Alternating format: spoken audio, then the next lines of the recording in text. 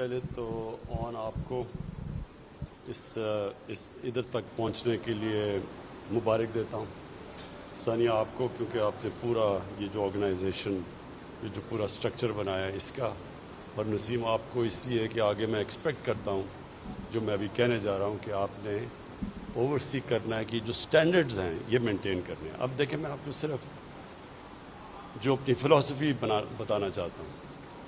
ایک قوم کی پہچان یہ نہیں ہوتی کہ اس کے امیر لوگ کیسے رہتے ہیں. قوم کی پہچان ہوتی ہے کہ وہ اپنی کمزور طبقے کو، اپنے غریب طبقے کو، اس کو کیسے رکھتا ہے.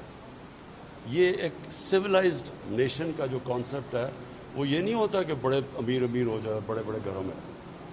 کیسے ایک قوم اپنے بیماروں کو، اپنے معذوروں کو، اپنے غریبوں کو کیسے رکھتی ہے. یہ اس لیے بڑی امپورٹنٹ ہے کہ مجھے یہ خوف آنا شروع ہو گیا کہ ہم اپنے غریبوں کو، کیونکہ غریب لوگ آتے ہیں، اب غریب لوگ آئیں گے وہ بیچارے تو خوش ہو جائیں گے. اگر بھوکا آدمی ہے، اسے کھانا مل گیا تو وہ تو چپ کر کے کھانا کھا کے چلا جائے گا. لیکن مجھے خوف آنا شروع ہو گیا کہ ہم آہستہ آہستہ، پہلے ایک شروع میں ایک جذبہ تھا، اور پھر ہم اسی طرح ان کو کریں گے غریب لوگوں کو، جس طرح گورنمنٹ ہاسپٹلز میں غریبوں کے وارڈ کا ایک حال ہوتا ہے اور وی آئی پی کا دوسرا ہوتا ہے. جو میرا ایکسپیرئنس اور جو ہمارا ارادہ تھا جب شوکت خانم بنا، تو اس کی فلسفی یہ تھی کہ ہم اکثریت غریبوں کا علاج کریں گے، 70% سے زیادہ، لیکن ہاسپٹل امیر اور غریب میں فرق نہیں کرے گا. اور میرا یہ اللہ میں ایمان ہے کہ اسی کی وجہ سے آج تک وہ اتنا بڑا ادارہ بن گیا، جو کہ کوئی سوچ بھی نہیں سکتا تھا کہ ایک پرائیویٹ کینسر ہاسپٹل کینسر کا علاج اتنے زیادہ مریضوں کا کرے. یہی میرا پاکستان کے لیے کانسیپٹ ہے.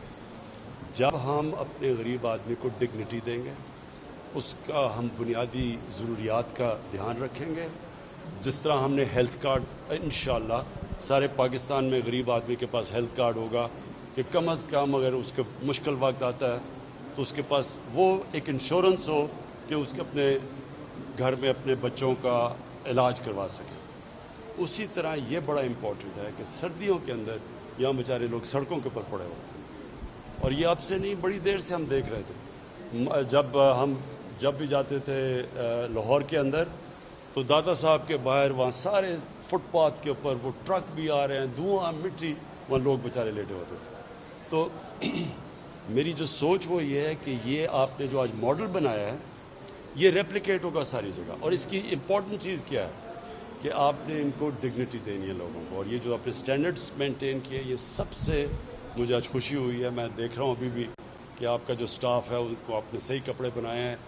وہ یہ نہ سمجھے کہ وہ بہت بڑا فیور کر رہے ہیں ان کے اوپر، وہ اس کو ایک سروس سمجھے.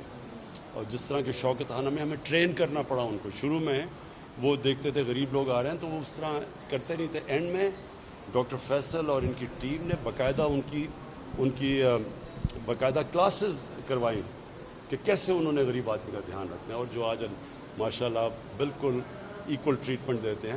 اسی طرح یہ جو آج آپ نے ماڈل بنایا ہے یہ آپ نے پوری طرح مانیٹر کرنا ہے. آئی ہوپ کہ یہاں کیمراز، میں نے کہا تھا CCTV کیمراز لگے ہوں تاکہ ایک جگہ سے آپ دیکھ سکتے ہیں کہ کھانا ان کو صحیح مل رہا ہے، لوگ آ رہے ہیں، ان کی یہ نہیں کہ ان کی چادریں گندی، وہ غسل خانے گندے، ان کو ڈگنیٹی سے ہم نے رکھنا ہے. اور یہ ہم نے انشاءاللہ سارے پاکستان میں ریپلیکیٹ کرنا ہے. میں جو اپنے پاکستانیوں کو جانتا ہوں، جب وہ دیکھیں گے کہ کوالٹی کی آپ ایک ادارہ چل رہا ہے، کوالٹی، پاکستانی ہمیشہ کوالٹی کو بیک کرتے ہیں. جب آپ کوالٹی دیکھیں گے نا، لوگ کبھی بھی جب دیکھیں گے کہ وہاں گند پڑا ہوا ہے، کبھی کوئی پیسے نہیں دے گا. میرا ایمان یہ ہے کہ گورنمنٹ کا ایونچولی تھوڑا سا پیسہ لگے گا. جو ہمارا اس ملک میں سب سے کھلے دل کے لوگ ہیں، آپ دیکھیں گے کہ خود ہی لوگ اڈاپٹ کریں گے یہ پناہ گاز. تو سٹینڈرڈز آپ دیں گے، اڈاپٹ کوئی اور کرے گا، فائنانس کوئی اور کرے گا، لیکن سٹینڈرڈ یہاں سے ہو تاکہ جدھر بھی پاکستان میں بنے ان کی ایک ہی سٹینڈرڈ ہو. اور آخر میں پھر سے، اور سٹینڈرڈ یہ ہوگی کہ یہ کوئی ہم ان کے اوپر فیور نہیں کر رہے. یہ ہماری ذمہ داری ہے کہ یہ ہمارے لوگ ہیں، اور یہ اگر مشکل وقت میں تو ہمارا کام ہے. تو اینی وے پھر سے بہت مبارک ہو آپ کو.